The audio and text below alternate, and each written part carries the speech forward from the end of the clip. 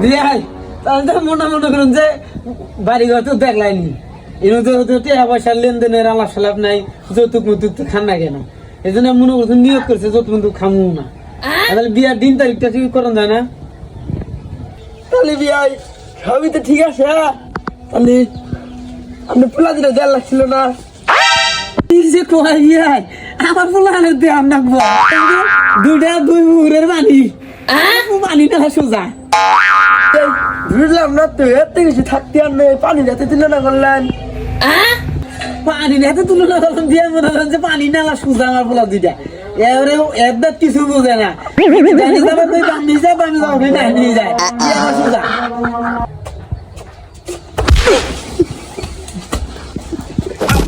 আব্বা একটু খাও, একটু খাও। আরে ভাই খারাপ সবাই খাবো। তাহলে কি বিয়াই এটাই গান্নার ঘরে বলা?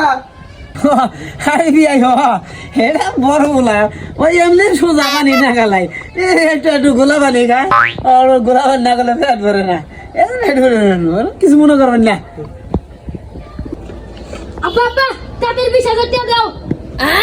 আরো তো তোরে শুনলাই তো না। তাহলে কি বিয়াই এটাই গান্না ছোট বলা?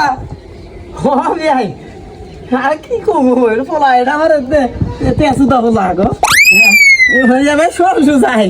ওই যে মোবাইলে কি জানি ভেট মেট নাকি ধরে, ওই সকালে 30 টাকা দিয়েছি ভাই গেলাইছে, আর আমি 20 টাকা দিলাম একটু করে শেষ।